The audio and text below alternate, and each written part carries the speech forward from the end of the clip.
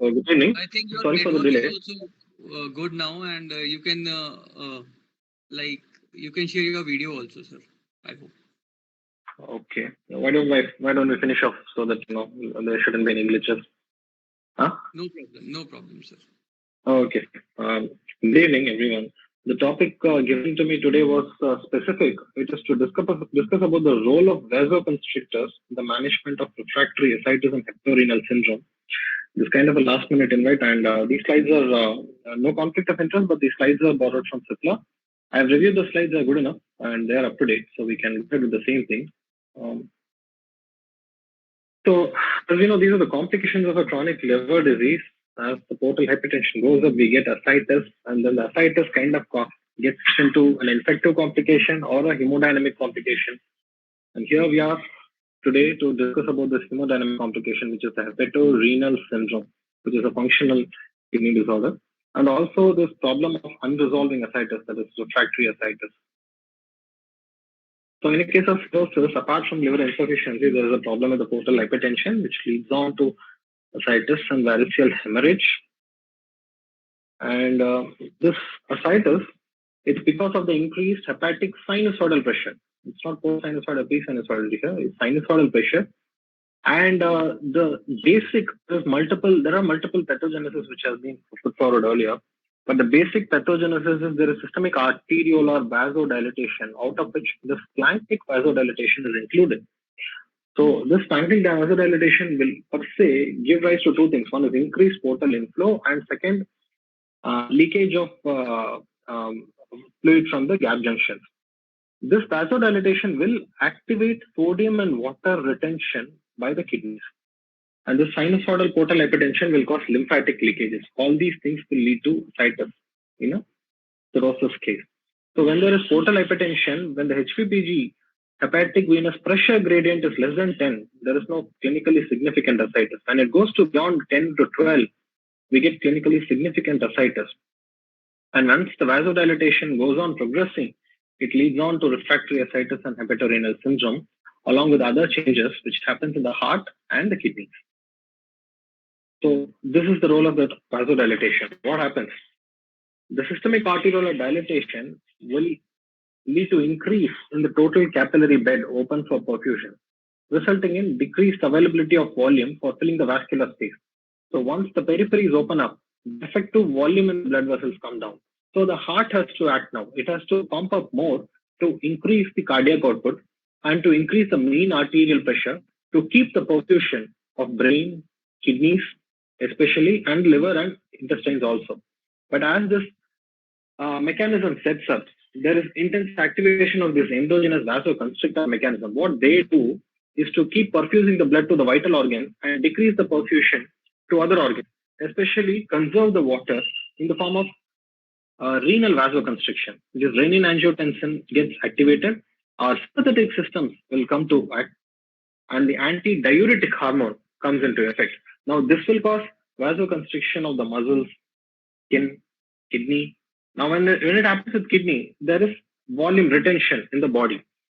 Now, because of this volume retention, as you've seen the renal effects, okay, as you go and see the renal effects, vasoconstrictors will cause low perfusion, and with this low perfusion, the toxins will get accumulated, and that will lead to the biochemical progression of cirrhosis. As days go by, the decreased GFR is enough to cause progressive renal failure and hepatorenal syndrome. So though the kidney is structurally normal, they fail to excrete the salt and the water. So in a basic cirrhotic ascites, as the blood volume comes down, the systemic vascular resistance drops. The effective arterial hypovolemia progresses. As you can see, there is a transient increase in the cardiac output, but as years go by, the cardiac output comes down. That is because the heart cannot sustain the tachycardia and the peripheral vasodilatation caused by this nitric oxide. So the heart eventually fails. When it is extreme failure, we call it a cirrhotic cardiomyopathy. Now, that is one reason why we don't get adequate perfusion in a cirrhotic patient. Now, once that perfusion comes down, and also there is progressive activation of renin system, sympathetic system, and antidiuretic hormone, less volume, and also vasoconstriction of the kidneys, this will lead to renal failure. So once it keeps on happening, initially there is volume retention rather than salt retention. As the volume retention happens, patient go in for hyponatremia, that is dilutional hyponatremia. Later, it will lead to progressive retention of the sodium and the electrolytes and toxic byproducts also, which will lead on to progressive renal failure in the form of rising urea and creatinine. Now, if it happens fast, if the progression of the renal failure is fast because of sepsis or consumption of alcohol, and if it's happening very fast in the matter of weeks, it's type 1 HRS. If it is happening progressively over a period of months, it's type 2.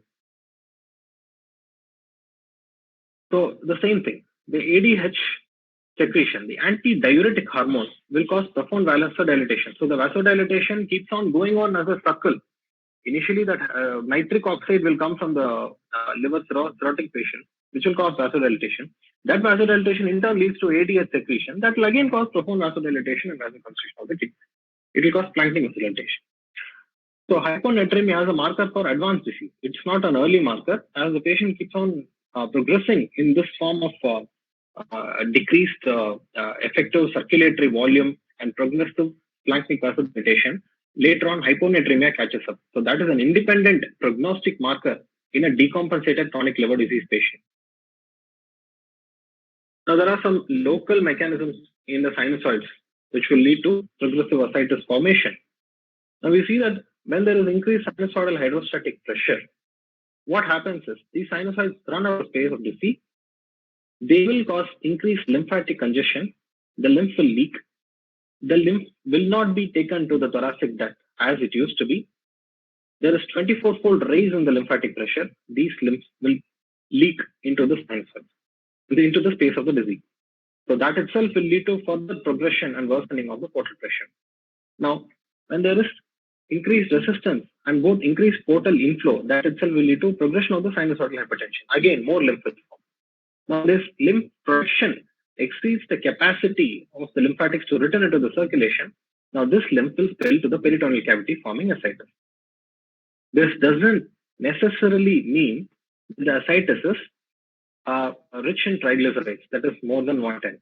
It may not be, because this ascites formation has multiple reasons. So when we analyze this ascites, you know the protein content is going to be low because it's transudation and not exudation. So the serum ascites albumin gradient is more than 1.1 here. And especially if the protein content is very less, like less than 1, then there is low opsonin activity.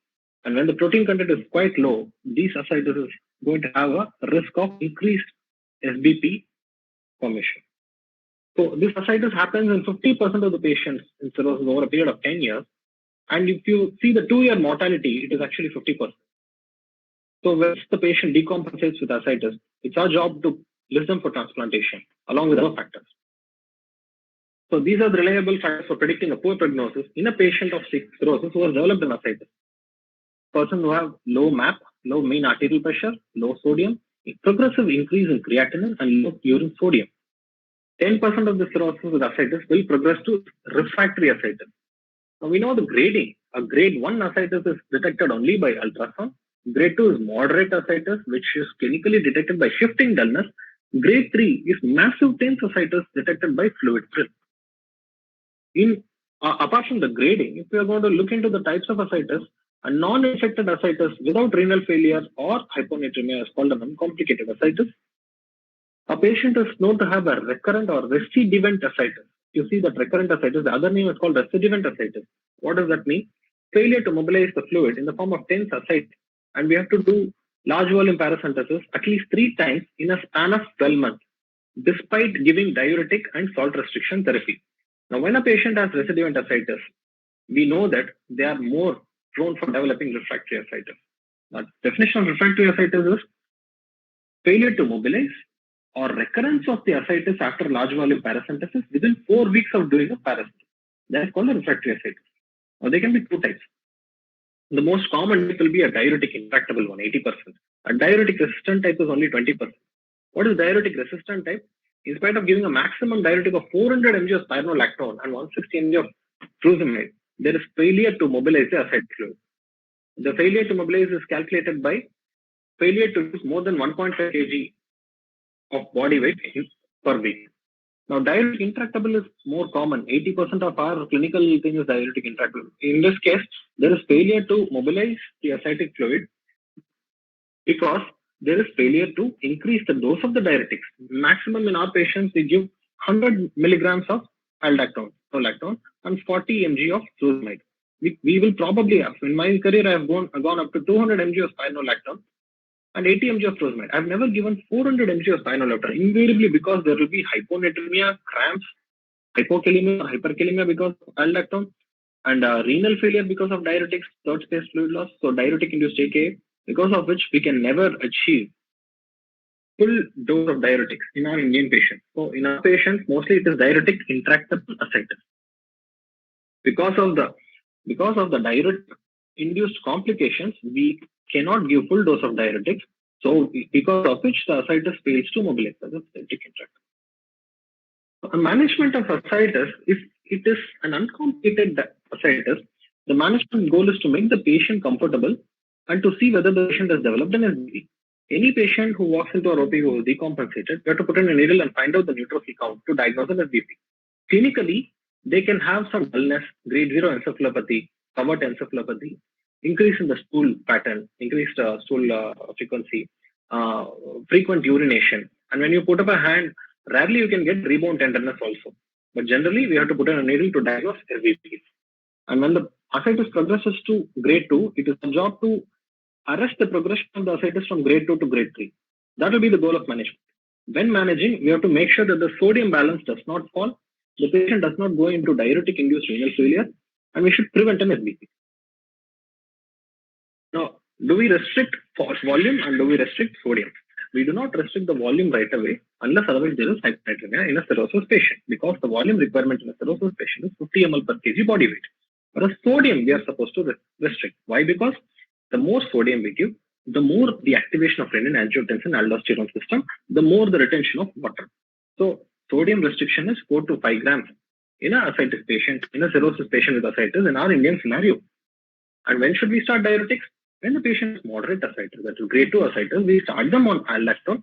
But if the patient has edema, we also start them on furosemide. And if they want immediate relief, furosemide is always given along with spironolactone. We can wait for at least 3 days for the effect to occur, and then we can increase the dose every 3 days to 7 days until we achieve a maximum dose in the span of 1 month. Once the ascites is mobilized, progressively we knock off the furosemide and slowly we decrease the dose of spironolactone to a minimum of 25 mg, and we try to stop it, because a spironolactone is always not needed in a patient with cirrhosis. We can tend to stop it. The only additional benefit it gives, apart from mobilization of ascites, is to reduce the intrasinusoidal pressure in liver. So apart from diuretics, we can also give a large volume paracentesis in a patient with grade 3 ascites. Up to 5 liters we can remove. But if more than 5 liters is removed in a single setting, that's called large volume.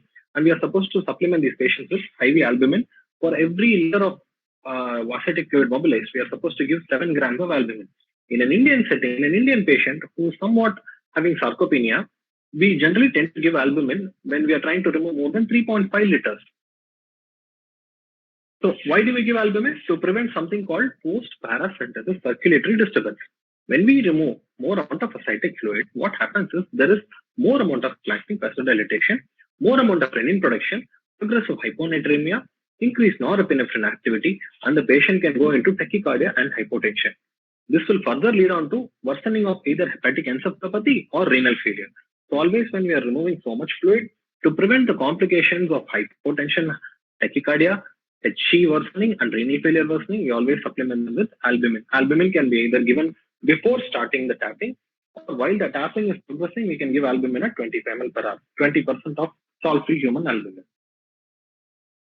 And sodium restriction, as we said, it is 90 milliequivalents per day should be sufficient. We ask the patient to take less than 3 to 4 grams. When we monitor therapy, when we monitor the patients for any electrolyte disturbance, and if the sodium drops to less than 125 ml, then we restrict the fluid also to less than 1 to 1.5 liters per day. The goal is to achieve a negative sodium balance. So these are the diuretic dose we already seen. We start with 100 mg of spironolactone and 40 mg of furosemide. If in the first week, if there is less than 1 kg weight loss, then we increase the dose of diuretics. If there is more than 0.5 kg per day weight loss, massive amount of weight loss like 3.5 to 4 kgs per week, then we decrease the dose of diuretics. We also decrease the dose or withhold the diuretics if there is progressive increase in the urea creatinine, drop in the sodium, worsening of encephalopathy at the end of first week of treatment. We stop the spironolactone, there is gynecomastia. We stop the spironolactone or reduce the dose if there is hyperkalemia, and we withhold the furosemide if there is hypokalemia. Now, when we aspirate more than 5 liters repeatedly, that is repeated large volume paracentesis. Now, it is usually associated with disturbance. We already shown that. How to know whether these patients who are diuretic intolerant come to us for repeated LVP? We can do something called urine sodium measurement, and the urine sodium potassium ratio we can see. If the urine sodium potassium ratio is somewhere between 1 and 2.5, then we are doing a very good job. If the urine sodium potassium ratio is more than 2.5, then we are over diuresing the patient, or the patient is taking more amount of sodium. If the urine sodium potassium ratio is less than 1, then it means the patient is probably going to progress to hepatorenal syndrome. TIPS is one of the management for refractory ascites. That is not the topic for today. We are more to concentrate on vasoconstrictor therapy. And some patients are good candidates for TIPS in managing refractory ascites, wherein we place a stent between the portal vein and the hepatic vein. Provided these patients are either CTPA or with a normal kidney function, normal coagulation profile, and jaundice level less than 2. Now come to the vasoconstrictor therapy, oral vasoconstrictor therapy for a refractory ascites. Midodrine is an alpha-1 agonist that we generally use. How it is helpful? At a time, simultaneously, it will increase the venous and arterial tone, and it increase the effective arterial blood volume.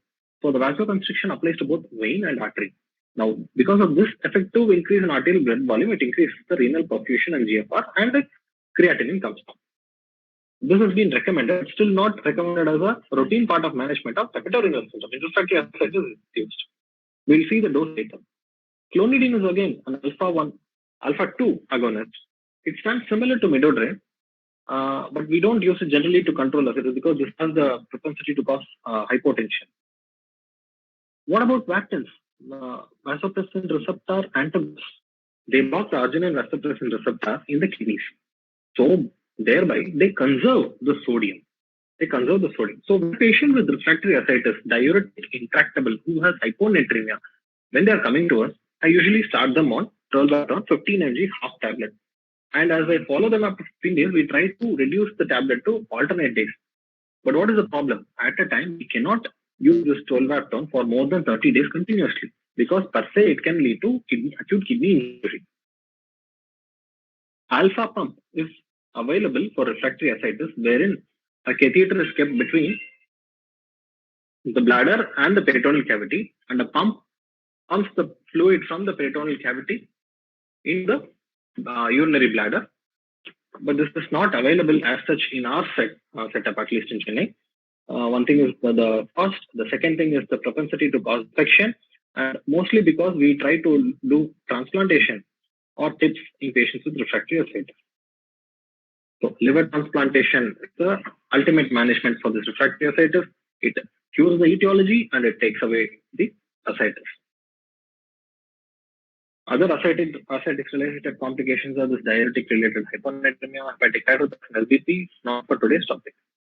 Now we'll come to hepatorenal syndrome, which is the other topic today.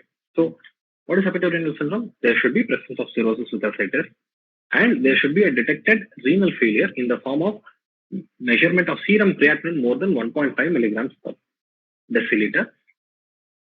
And this is hepatorenal syndrome only when we prove that there is no hypovolemic shock, there is no use of any nephrotoxic drugs, there is no structural kidney injury. When all these things are not there, then it is hepatorenal syndrome.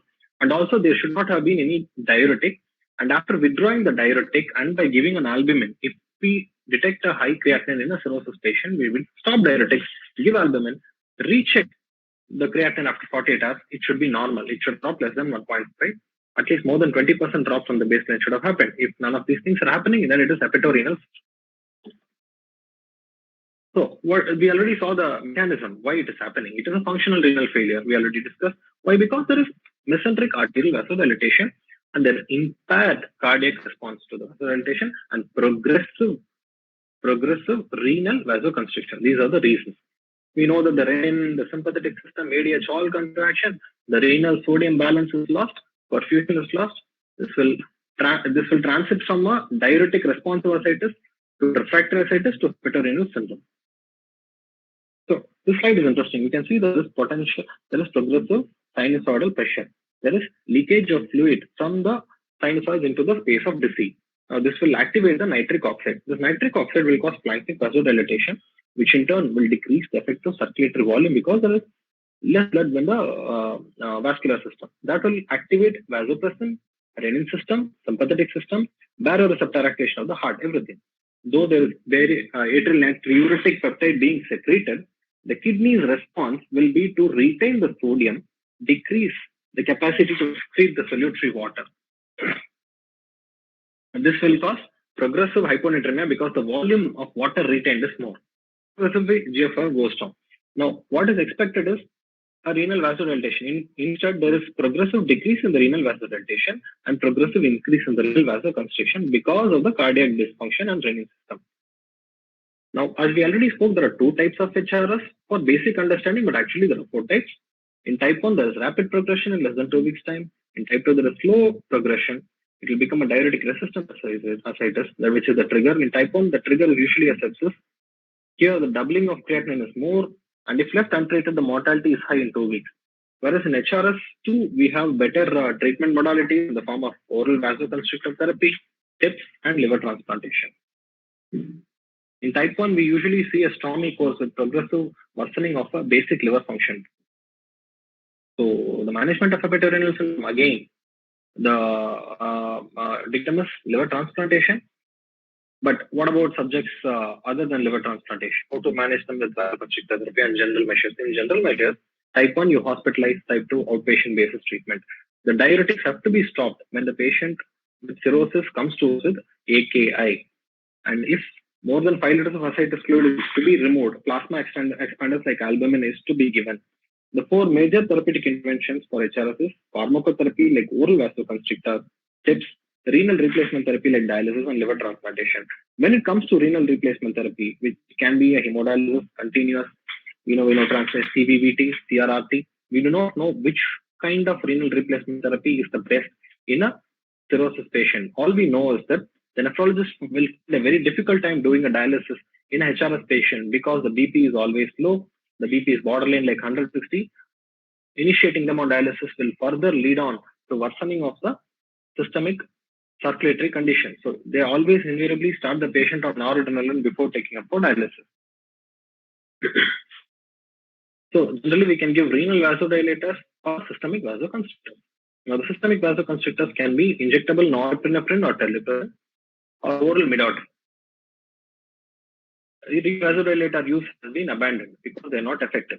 Systemic vasoconstrictors are more promising. More than octreotide, in a recent study by Murray Group from UK in 2020, they found that in real-world scenario, based on 203 patient analyses, terlipressin is most commonly used vasopressin and most effective vasopressin. Terlipressin used along with albumin has caused progressive improvement in the management of HRS, and reduction of creatinine happens in a much higher set of patients.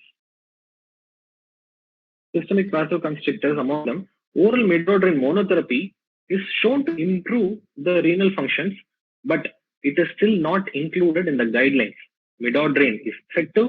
We know that we are using it, but still it has come in the guidelines because they have done a study where they have compared terlipressin albumin infusion and midodrine norepinephrine infusion, wherein we know that the terlipressin albumin infusion will improve the renal function in a better way and survival rate in a better way. Type 1 HRS.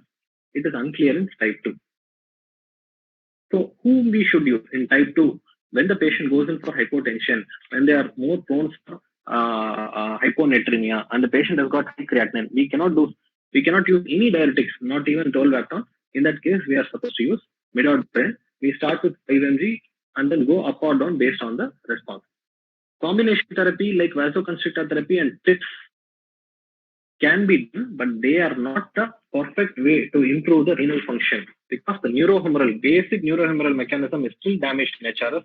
So tips per se may be working in refractory ascites, but not in hepatorenal syndrome. We do not know the best method to do a renal replacement in a cirrhosis patient. They can still act as a bridge to transplantation. We know that we have used plasmapheresis, CRRT, CVVT, everything, but still the best method is unknown. Ultrafiltration can be done to remove the excess free water and improve the hyponatremia in cirrhosis patient. Summary, the pathophysiology of ascites and hepatorenal syndrome. With a progressing liver failure, there is progressive spasmic vasodilatation, decrease in cardiac output. These two are very important in forming a reduction in effective arterial blood volume. Now, the severity can, based on the severity of the reduction in the effective blood volume and severity of the progressive vasoconstriction in the kidneys, there can be sodium retention, water retention, and hyponatremia, and at last, type 2 hepatorenal syndrome. Now, coming to midodrine. This is the pharmacology which we wanted to talk about today. It's a prodrug absorbed from GIT very well. It's metabolized in the liver to basically midodrine. It's an alpha-1 agonist. It increases the effective blood volume. As I told, it acts on both the artery and vein to cause vasoconstriction. So it's orally available and FDA approved for symptomatic orthostatic hypotension. Previously there was a red label warning that it should be prescribed only by cardiologists, but we are prescribing now because we know that it's effective for our patients. The peak level of the drug is achieved in 1 hour and T-half is only 3 hours. T-half is only 3 hours. So here there is direct stimulation, increased systemic vascular resistance. That is the action of this drug. It just increases the vascular resistance. So the perfusion of kidney is better. Now dosage it is not recommended in children. It's usually given in a patient with cirrhosis. We always start with 5 milligrams 3 times a day. Sometimes we start with 2.5 milligrams a day if we think that the renal failure is less than 2.5. And the BP is very well maintained like 110/70. If the patient is very hypotensive and the creatinine is very high, then we start with 5 mg 3 times a day, and maximum dose is 30 mg per day. We can go 10 mg 3 times a day. And we give 3 times a day because after waking up, usually when the patient wakes up, we ask them to take the drug usually 3 to 4 hours after rising in the morning. 1 tablet in the midday and 1 in the evening. And the last dose should be taken at least 4 hours prior to the bedtime, because if taken very late in the night, this can lead to supine hypertension. The BP may rise in the night time. We do not want that. And the guidelines are clear. Oral midodrine has been shown to improve clinical outcome and survival in patients with refractory ascites. It should be considered. It is not recommended. It can be considered in the setting. And in the guidelines, when they studied, they use 7.5 mg 3 times a day. Albumin infusion plus administration of octreotide and midodrine should be considered in treatment of type 1 HRS, not in type 2 yet. So in type 2 it can be considered. But still, compared to octreotide, terlipressin albumin is a better way of treating. Now, the contraindications for midodrine are there. In a patient with hypertension or pheochromocytoma, severe kidney dysfunction or a structural abnormality, nephritis, we can't use. In a narrow angle glaucoma, we can't use. If there is BPH with a significant, if there is going to be a benign prostatic hypertrophy with significant post-viral residue, better not to use because there is going to be bladder dysfunction. Hyperthyroidism also better not to use because of the circulating disturbance it's going to cause. Now, the adverse effects are supine elevation of BP, compensated bradycardia, sweating and piloerection, shivering, numbness in the peripheries, and urine retention. Drug interaction, the activity of midodrine can be inhibited by directly alpha blockers like prazosin and phentolamine, and indirect alpha blockers like reserpine. So concurrent use of digitalis is not recommended because of the potential bradycardia and cardiac conduction defects which can be caused by both these agents. So I think we'll stop here and we'll be happy to discuss more because it feels more of a one-way talk.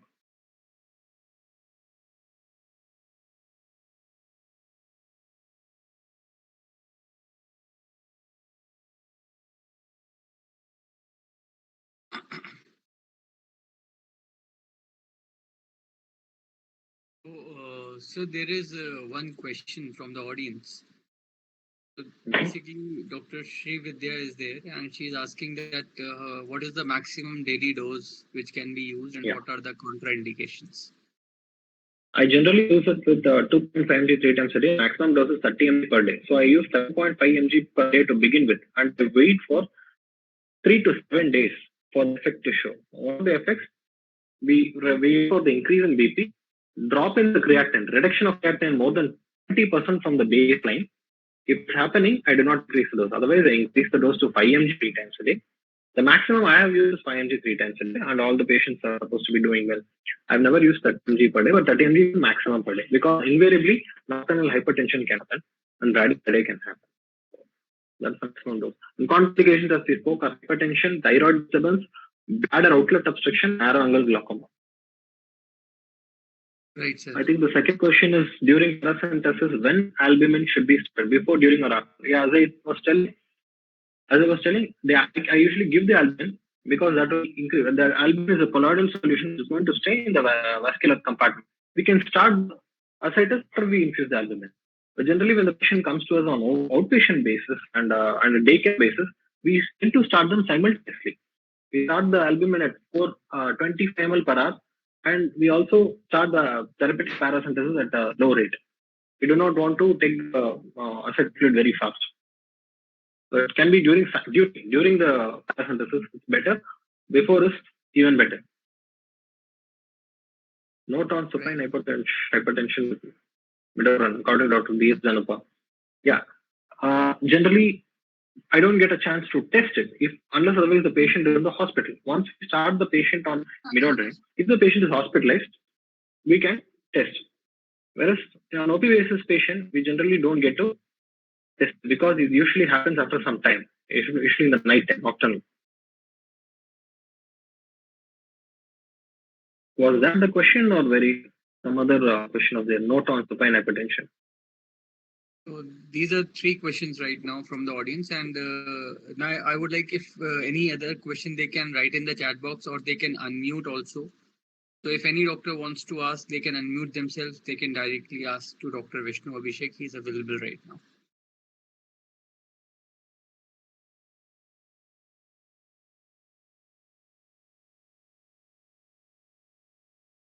So one more question is this: dose of albumin for treating type 2 HRS.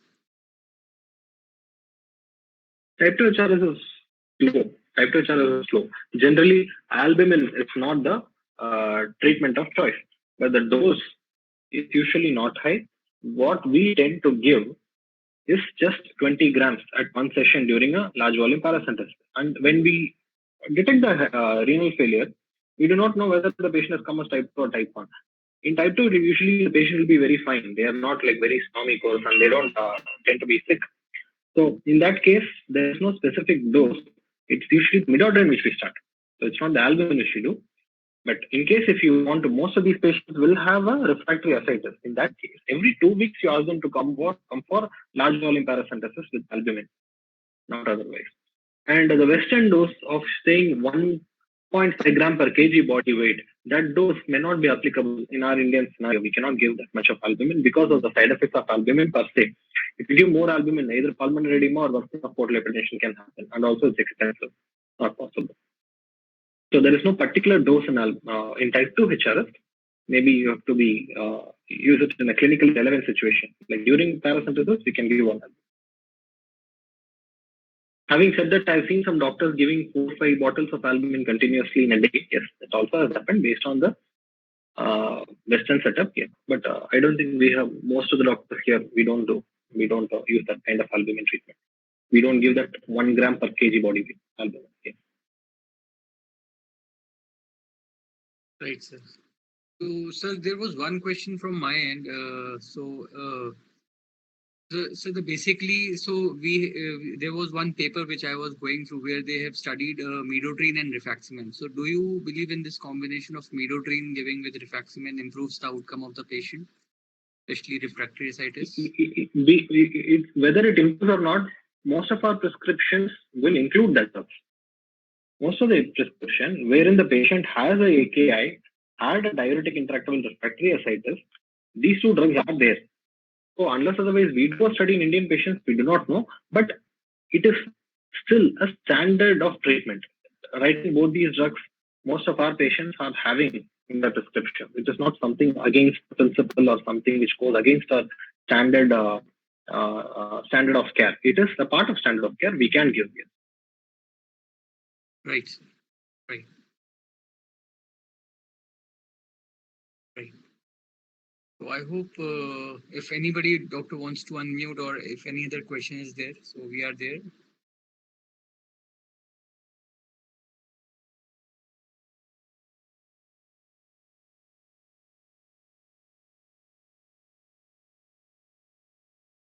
So, sir, any just last question from my end. So, any recommendation for diet? Because most of the doctors sometimes we have seen that they reduce or they reduce the volume of water, basically liquids, for these patients of ascites. So, do you think that that should be done, or what should be your guidance in terms of volume of liquid as well as diet part of these patients, sir? Generally says that if the patient is having low sodium, then restrict fluid. If they are not having low sodium, then do not restrict fluid. Yes, that according to guidelines is correct. But if a patient walks to your OP and if the patient is already sarcopenic, if he has lost a muscle, and if the patient is already on diuretic, and in spite of which, if they have grade to moderate ascites, before the development of hyponatremia, it is prudent and better to tell them not take excess fluid, conserve, restrict your fluid intake to 1.5 liters per day. We generally advise them because we can predict that these patients will go on to develop hyponatremia anyways. When the BP is borderline, when they are lean and sarcopenic with muscle wasting, when they are already needing a diuretic, in spite of diuretics, the ascites is still persistent. In those set of patients, we tell them to restrict the fluid, even though hyponatremia is not there. Otherwise, hyponatremia is there. Generally, you ask them to restrict the fluids anyways. If the patient is well built, not much of ascites, not much of muscle wasting has happened, means don't ask them to restrict the fluid. It will lead to unnecessary cramps and fatigue. Right, sir. Right. There is one question on EGFR, that which formula should be used to calculate EGFR in cirrhotic patients?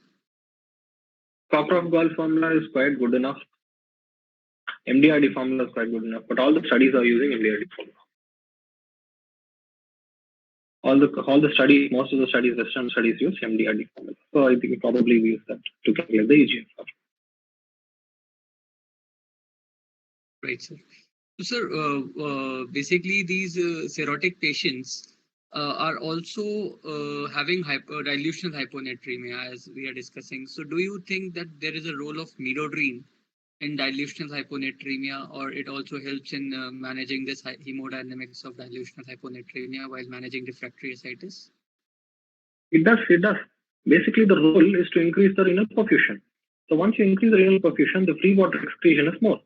So hyponatremia also improves when we give this midodrine. So most of the patients, when they are on lactone, spironolactone and lactone, and they have not mobilized their ascites, and when we increase the dose, either they get hyponatremia and we are not able to give diuretic.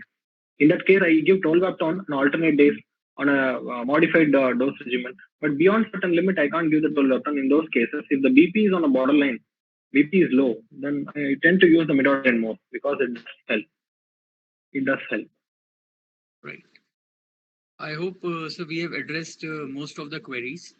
So thank you very much for a great presentation and great interaction. And I would like to thank each and every participant and every doctor who have joined in today. And it was really a nice talk with you, sir. And I hope that everybody have learned something from this talk. So thank you very much. Thank you very much. Thank you so much. Thank you so much.